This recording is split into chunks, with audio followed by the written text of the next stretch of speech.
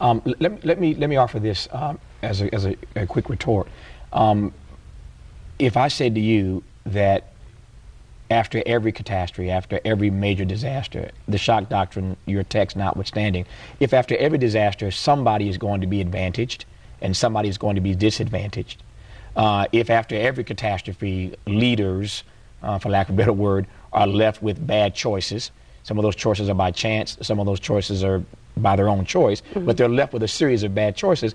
The point of that is it doesn't necessarily mean that there is some grand plan here, some scheme, some design to use this moment as a sort of example of another shock doctrine.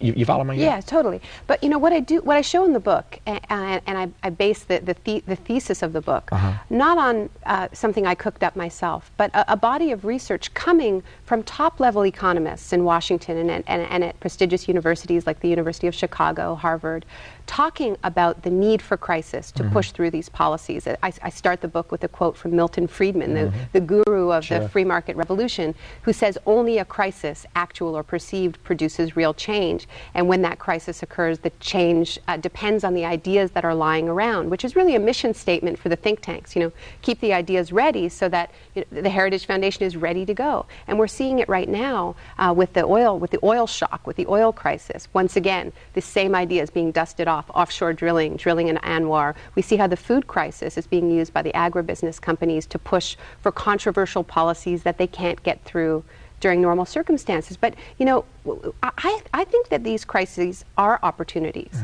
And more than that, that in many cases they're messages. They're telling us something about a system that isn't working. You know, there are some cases where the disasters are just totally random, like the Asian tsunami. You know, that just happened. It's just one of those events. But New Orleans, Katrina, that wasn't a natural disaster. That was a collision between heavy weather and weak, neglected infrastructure. And the heavy weather is connected to our use of fossil fuels. So these are disasters that are trying to tell us something, and we should use those as opportunities, but we should use those as opportunities to build a real advantage for everyone in society, not just to push through more of the same. And that's where I want to go now, which is to ask how it is that, I don't mean to be naive in the asking of this question, but how it is, or is it in fact, put another way, possible for us to use this same doctrine to advantage those who have not, the least among us, as opposed to the persons you've listed in this conversation?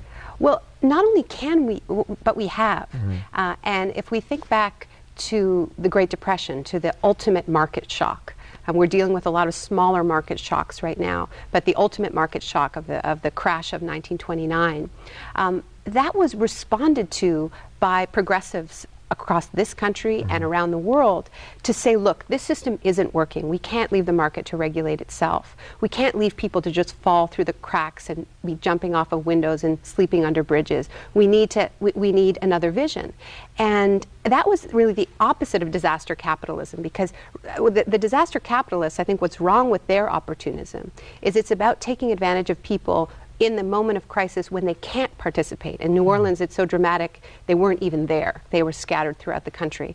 What I'm talking about is how do we use disasters to bring more people into the political process? Because actually people are capable and extremely motivated in moments of crisis to become more involved and build alternatives. So, how might something like that have happened after New Orleans, after Hurricane Katrina? Well, New Orleans should have had a Green New Deal that would have given jobs to the people who had lost everything, and to build their city back in an ecologically sustainable way that addressed the core issues behind the crisis. The teachers of New Orleans should have been at the center of the rebuilding of their education system. I mean, their education system was a disaster before New Orleans hit. No one wanted those schools rebuilt as they were before. But the tragedy of it is that these disasters actually unleash a huge amount of public funds, a huge amount of taxpayer money. So after all of these years of New Orleans teachers and parents and students being told that their dreams are unaffordable, that they can't have anything better than what they already have, suddenly there's billions of public dollars and possibility to dream, to imagine a better system. And instead of that, you have all these think tanks coming in and saying, no, we're going to do this for you. What's the abiding lesson in this for everyday people?